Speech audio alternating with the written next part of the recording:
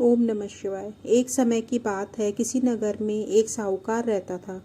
उसके घर में धन की कोई कमी नहीं थी, लेकिन उसकी कोई संतान नहीं थी। इस कारण वह बहुत दुखी था। पुत्र प्राप्ति के लिए वह प्रत्येक सोमवार व्रत रखता था और पूरी श्रद्धा के साथ शिव मंदिर में जाकर भगवान शिव और पार्वती जी की पूजा करता था। उसकी भक्ति देखकर एक दिन मां पार्वती प्रसन्न हो गईं और भगवान शिव से उस साहूकार की मनोकामना पूर्ण करने का आग्रह किया। पार्वती जी की इच्छा सुनकर भगवान शिव ने कहा कि हे पार्वती, इस संसार में हर प्राणी को उसके कर्मों का फल मिलता है और जिसके भाग्य में जो हो उसे भोगना ही पड़ता है। लेकिन पार्वती जी ने साहूकार की भक्ति का मान रखने के लिए उसकी मनोकामना पूर्ण करने की इच्छा जताई। माता पार्वती के आग्रह पर शिव जी ने साहूकार को पुत्र प्राप्ति का वरदान तो दिया, लेकिन साथ ही यह भी कहा कि उसके बालक की आयु केवल 12 वर्ष होगी। माता पार्वती और भगवान शिव की बातचीत को साहूकार सुन रहा था। उसे ना तो इस बात की खुशी थी, ना ही दुख। वह पहले की भांति शिव जी की पूजा करता रहा। कुछ समय के बाद साहूकार के घर एक पुत्र का जन्म हुआ। जब वह बालक 11 वर्ष का हुआ तो उसे पढ़ने के लिए काशी भेज दिया गया। साहूकार ने पुत्र के मामा को बुलाकर उसे बहुत सारा धन दिया और कहा कि तुम उस बालक को काशी विद्या प्राप्ति के लिए ले जाओ और मार्ग में यज्ञ कराना। जहाँ भी यज्ञ कराओ वहाँ ब्राह्मणों को भोजन कराते और दक्षिणा देते हुए जाना। दोनों मामा भांजे इसी तरह यज्ञ कराते और ब्राह्मणों को दान दक्षिणा देते काशी की ओर चल पड़े।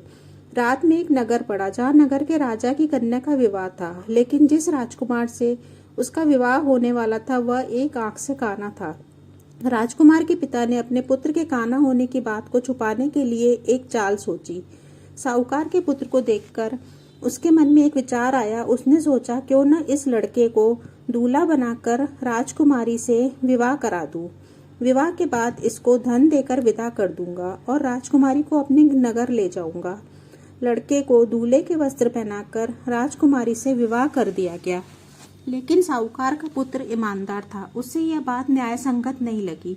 उसने अवसर पाकर राजकुमारी की चुन्नी के पल्ले पर लिखा कि तुम्हारा विवाह तो मेरे साथ हुआ है, लेकिन जिस राजकुमार के संग तुम्हें भेजा जाएगा वह एक आंख से काना है।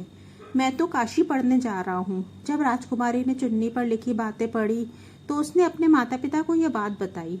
राजा ने अपनी पुत्री को विदा नहीं किया, जिससे बारात वापस चली गई। दूसरी ओर साहूकार का लड़का और उसका मामा काशी पहुंचे और वहां जाकर उन्होंने यज्ञ किया। जिस दिन लड़के की आयु 12 साल की हुई उसी दिन यज्ञ रखा गया। लड़के ने अपने मामा से कहा कि मेरी तबीयत कुछ ठीक नहीं है। मामा ने कहा कि तुम अंदर जाकर सो जाओ। शिवजी के वरदानुसार कुछ ही देर में उस बालक के प्राण निकल गए। मृत भांजे को देख उसके मामा ने विलाप शुरू किया। संयोगवश उसी समय शिवजी और माता पार्वती उधर से जा रहे थे। पार्वती ने भगवान से कहा, स्वामी, मुझे इसके रोने का स्वर सहन नहीं हो रहा। आप इस व्यक्ति के कष्ट को अवश्य दूर करें। जब शिवजी मृत बालक के समीप गए तो वह बोले कि यह उसी साहूकार का पुत्र है जिसे मैंने 12 वर्ष की आयु का वरदान दिया। अब इसकी आयु पूरी हो चुकी है। लेकिन मात्र भाव से विभोर माता पार्वती ने कहा कि हे महादेव, आप इस बालक को और आयु देने की कृपा करें, अन्यथा इसके वियोग में इसके माता पिता भी तड़प तड़प कर मर जाएंगे। माता पार्वती के आग्रह पर भगवान शिव ने उस लड़के को जीवित होने का वरदान दिया। शिव जी की कृपा से वह लड़का जीवित हो गया। शिक्षा समाप्त करके लड़का मामा के साथ अपने नगर की ओर चल दिया। दोनों चलते हुए उसी नगर में पहुंचे जहां उसका विवाह हुआ था। उस नगर में भी उन्होंने यज्ञ का आयोजन किया। उस लड़के के ससुर ने उसे पहचान लिया और महल में ले जाकर उसकी खातिरदारी की और अपनी पुत्री को विदा किया। इधर साहूकार और उसकी पत्नी भूखे प्यासे रहकर बेटे की प्रतीक्षा कर रहे थे। उन्होंने प्रण कर रखा था कि यदि उन्हें अपने बेटे की मृत्यु का समाचार मिला तो वह भी प्राण त्याग देंगे, परंतु अपने बेटे के जीवित होने का समाचार पाकर वह बेहद प्रसन्न हुए। उसी रात भगवान शिव ने व्यापारी के स्वप्न में आकर कहा, हे श्रेष्ठी, मैंने तेरे सोमवार के व्रत करने और व्रत कथा सुनने से प्रसन्न होकर तेरे पुत्र को लंबी आयु प्रदान की है।